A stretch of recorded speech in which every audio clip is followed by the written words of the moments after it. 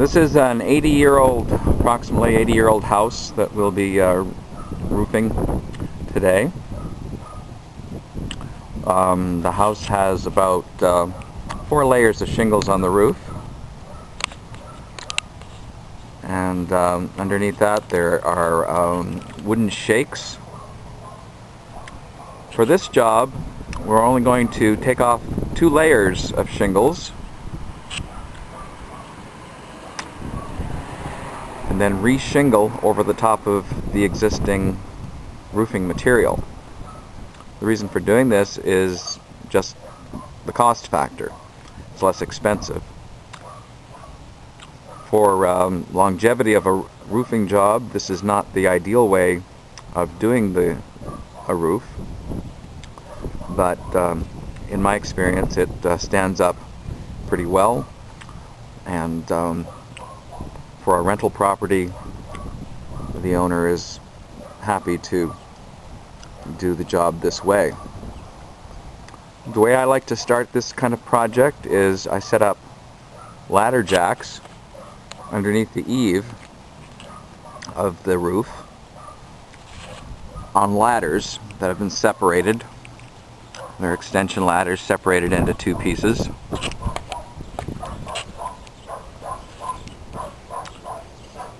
And that allows me to work along the entire edge of the roof without having to get up and down. So for laying my starting strip, this is a good solution for me. Okay, so here we are on the roof. As you can see, it's quite old, the shingles. I have removed the gutter. The edge here is not very straight because it's a crooked old house. I don't know if you can see that, but we'll be doing some snapping a line after we get a couple of rows laid to make sure that the rows are straight as we proceed up. So the next step is to remove a couple of layers of shingles.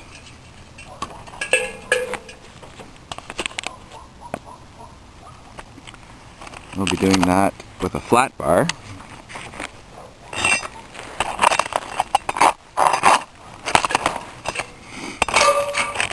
So there's this first layer is a white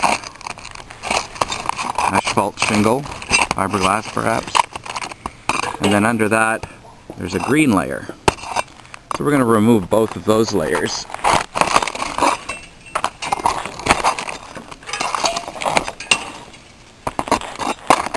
Before we start to install new material. And I'm going to install a drip edge, which I believe I'll just install over the existing one. You can see there's a drip edge here, but it's holding this edge kind of together, so I think I'm going to leave that on there. So you can see now there's where we'll be starting our installation on this second layer. This layer here will be the start. It's pretty old, but it'll work for installing new shingles. As I said, this is not the preferred way of doing this, but it's one way to do it. And in my experience, if it's done well, it works pretty good and holds up very well.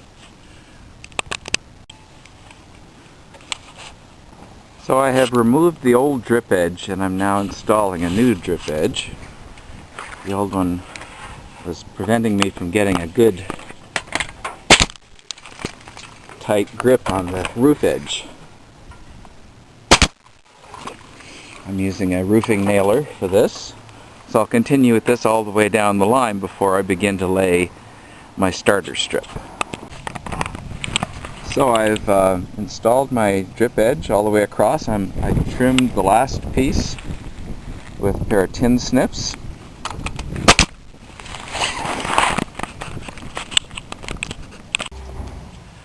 Now I've installed a drip edge on the on one side of the roof here. I tore off enough shingles that I could install the drip edge on the layer of roofing that we're building on. And now we're going to tear off a bunch of roofing material as far as we can reach from our plank and then start laying the new material. I have a conveyor belt for raising the materials up to the roof, and it's kind of a jury-rigged setup, but it works pretty well. It's a good idea on a roof this high to have something to help you get the shingles up to the roof, because that's the probably one of the most labor-intensive parts of this kind of job. So I just wanted to show you where I'm taking the shingles off on the roof. This is a spot where I'm taking them off so I can install my drip edge. I'm taking them off as far up as I can. Now you can also see the base that I'm going to be installing the new roofing material on. This is this green layer that you're looking at is in pretty good shape, and we're going to just lay, that's our starter strip at the end down there at the bottom edge, and we have it torn off now all the way across, up about as far as we can reach. I'm only going to take off as much as I can shingle in a day so that I don't have to tarp the whole thing if there's rain coming. So now we continue laying our starter strip all the way to the end, and then once we've laid our starter strip, then we can begin to lay our finished roofing material over the top of the starter strip. And I'm going to be using, this is a 3-tab shingle that I'm using here for the starter strip. The finished roof is going to be a laminated shingle, and that will be the next step after I finish my starter strip. So this is the shingle that we're going to be using for the roofing job, laminated shingle. Now I have a full shingle as my starter strip here, so I can't put a full one down, so otherwise the edges will line up. So we have to cut a piece off, cut about 8-10 inches off of this shingle, and that way we'll be staggering the joints, and we'll do that for every row subsequently all the way up until we get to a full piece again, and then we'll start over again. So every row we'll cut a section off, about 10 inches or so off of the tab, the starting tab, and that way our joints will not line up and we'll get good drainage. So that's the next step. Okay, so with an architectural shingle, you want to start off your installation by using tabs of different lengths. So we start with a short tab, and then we'll put a little bit longer one on, like that, and we'll stagger them in this manner. That way our joints don't line up, and we can just keep laying shingles, and we don't have to stop to cut all the time. So we'll start off with a long one, and then we'll work our way up to a shorter one. So we'll get about 4 cuts, 4 different size starting pieces, and then that'll be our pattern. Okay, so now we have a few rows of shingles laid, but because the edge of the roof is crooked, our rows are starting to come out crooked. So now it's time to snap a line and get a nice straight edge so that we can have a straight looking roof all the way up. Okay, so I've straightened out my line here, and I'm ready to put my roof jacks on.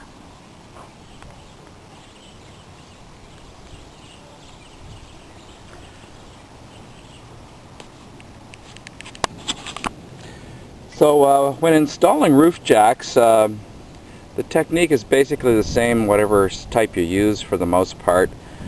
This type is a fixed angle bracket that I always use. You can get an adjustable bracket for very steep roofs. This is about the steepest roof I've ever had to work on, and this type of bracket works pretty well for me, but you can get an adjustable bracket as well. As you can see, I've installed my first row of brackets and my plank here, which allows me to start working at higher elevations on the roof. The bracket has notches in it, 3 notches for putting your nail in. You just put the nail into the roof. You want to ideally fasten into some solid wood other than just you know, sheathing or old shakes that are underneath there.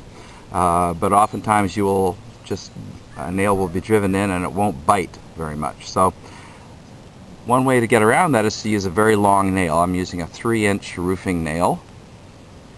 And that way, as in on this bracket, the bottom 2 here, they bit pretty good. I got some nice solid wood there for those. So this jack is in pretty well, but the top 2 notches in the bracket, they just kind of went through. So with the longer nail, you're less likely to have a problem with that coming out, or when it does start to come out, you'll see it long before it falls off on you, and you really don't want that happening, obviously.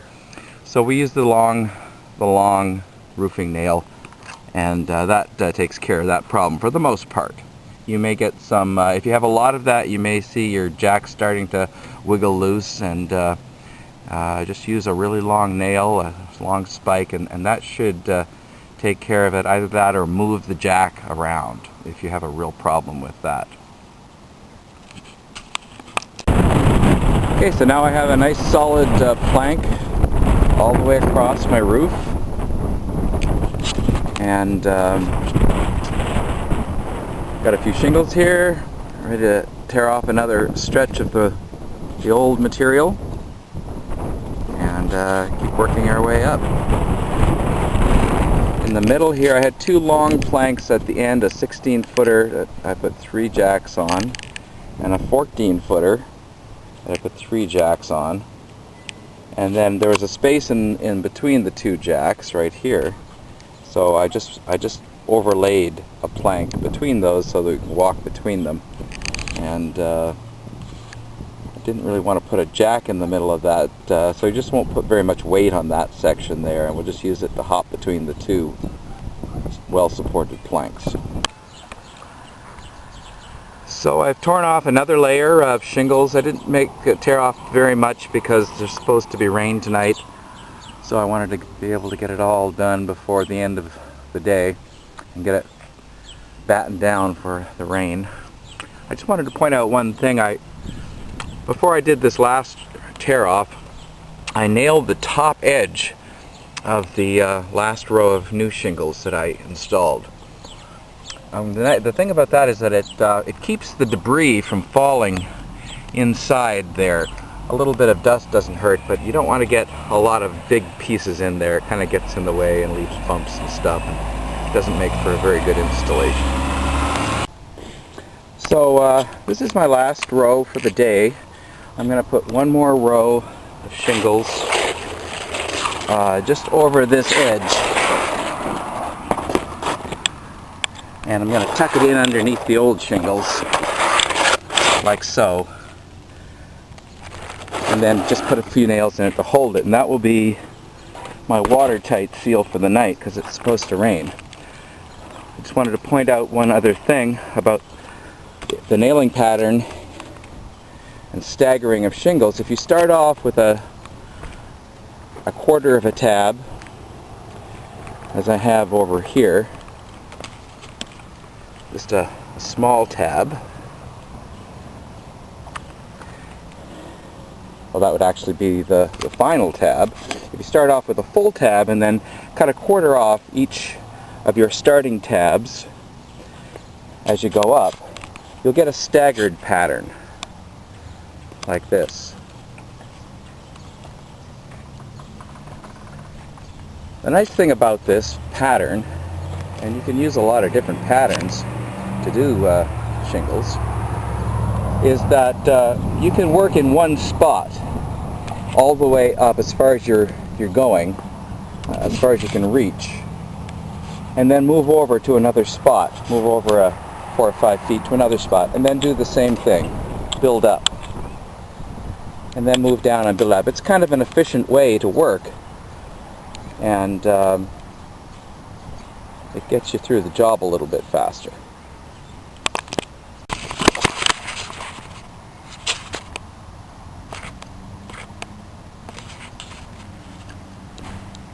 So when you do the top row,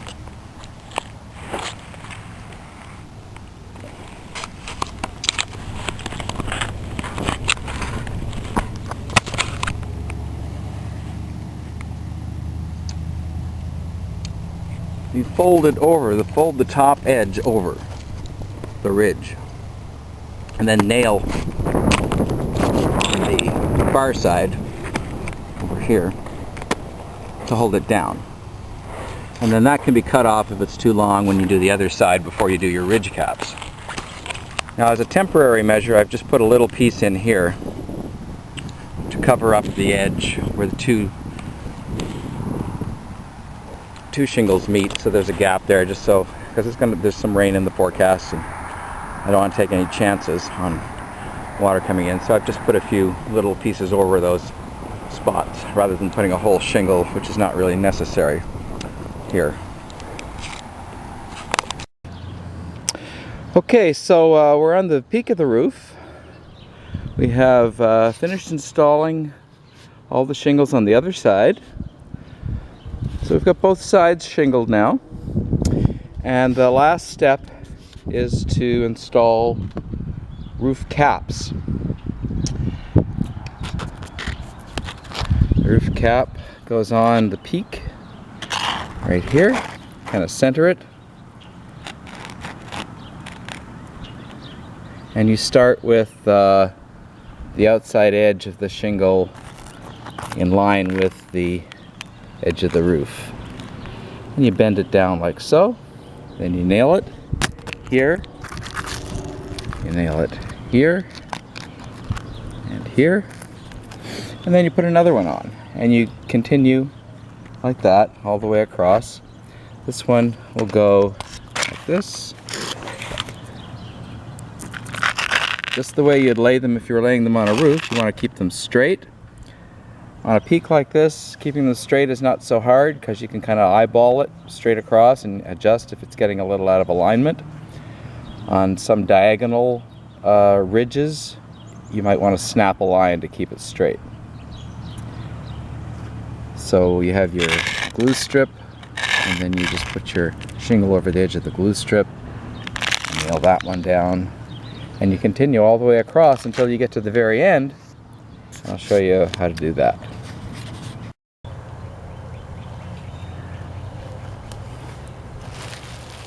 So to make tabs for your ridge,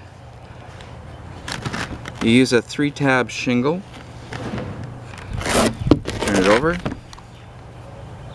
and you cut it on the corner, and then between each of the slots in the tab, you make a diagonal cut. It's not that important exactly what the angle is. It's about a 30, I guess. Just like that. The main thing is you just cut off the corners. So you do it in between the slots and on the ends of the tab.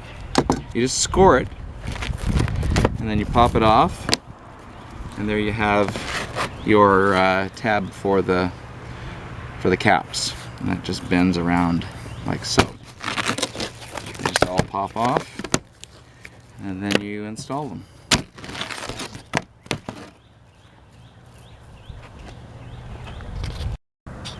Okay, so there's my ridge caps all the way across.